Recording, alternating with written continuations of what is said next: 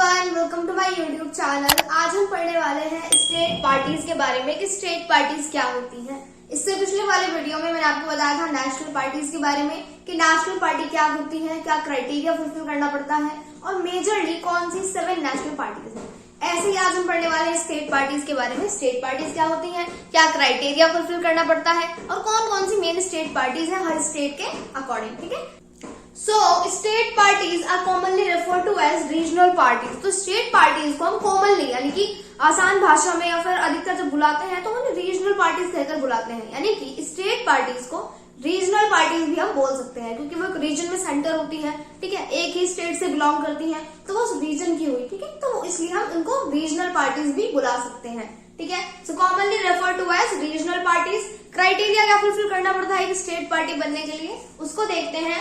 A party that secures at least 6% of the total votes in an election to the legislative assembly of the state। तो जो party कम से कम at least 6% vote से जीतती है, 6% vote लाती है टोटल वोट्स में से जो इलेक्शन लेजिस्लेटिव असेंबली में स्टेट के होते हैं, और विंस एटलीस्ट 2 सीट्स और कम से कम 2 सीट्स को जीतती है, उसको हम बोल देते हैं, रिकॉग्नाइज कह देते हैं या फिर उसको एक स्टेट पार्टी का दर्जा दे देते हैं। कह देते हैं कि भाई एक स्टेट पार्टी है क्योंकि इसने 6% वोट लेजिस्लेटिव असेंबली में स्टेट में जीते हैं टोटल वोट्स में से। ठीक है, और 2 सीट्स जीती हैं, तो इसीलिए क्राइटेरिया क्या हो गया, 6% of the total votes in legislative assembly in state election. ठीक है, और 2 सीट्स होनी ही चाहिए एटलीस्ट। ठीक है, तो वो उसको कह सकते हैं हम कि वो एक स्टेट पार्टी है। Now made the parliament of India politically more and more diverse. तो पहले नेशनल पार्टीज थी, फिर स्टेट पार्टीज भी आई। ठीक है, तो इससे जो हमारा पार्लियामेंट है वो पॉलिटिकली डाइवर्स होता चला गया। ठीक है, बहुत बड़ा बनता चला गया।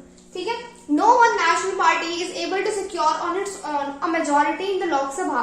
As a result national parties are compelled to form alliance with state parties. तो यहाँ पर क्या कह रहे हैं कि कोई भी जो नेशनल पार्टी होती है वो कभी भी मेजोरिटी में नहीं आती, कभी भी वो इतनी ज्यादा वोट नहीं ले पाती। ठीक है, secure on its own majority in the Lok Sabha. कोई भी नेशनल पार्टी कभी भी लोकसभा में मेजोरिटी में नहीं आती है। तो क्या करती है मेजोरिटी में आने के लिए वो, एज अ रिजल्ट, एक रिजल्ट में मतलब एक रिजल्ट क्या होता है, the national parties are compelled. जो नेशनल पार्टीज होती है वो फोर्स हो जाती है या फिर उनके पास सिर्फ यही एक ऑप्शन बचता है कि वो स्टेट पार्टीज के साथ अलायंस में आ जाए, गठबंधन में आ जाए। ठीक है, so national parties are compelled to form alliance with state parties. तो जब उनके पास ज्यादा वोट्स नहीं होते हैं, वो मेजोरिटी में नहीं आती हैं, ठीक है, तो क्या करती हैं, स्टेट पार्टीज के साथ अलायंस में आ जाती हैं। वो चाहती तो नहीं है लेकिन उन्हें आना पड़ता है। ठीक है, तो यहाँ पर ये होता है। अब कुछ स्टेट पार्टीज के नाम क्या है, एग्जाम्पल समाजवादी पार्टी, राष्ट्रीय जनता दल और शिवसेना। और हमारी क्लास 10 की पॉलिटिक्स की जो बुक है उसमें आपको पेज नंबर 82 पर ही मैप भी दिया गया है जिसमें हर स्टेट की कंसर्न पॉलिटिकल पार्टी को बताया, जैसे कि जम्मू एंड कश्मीर में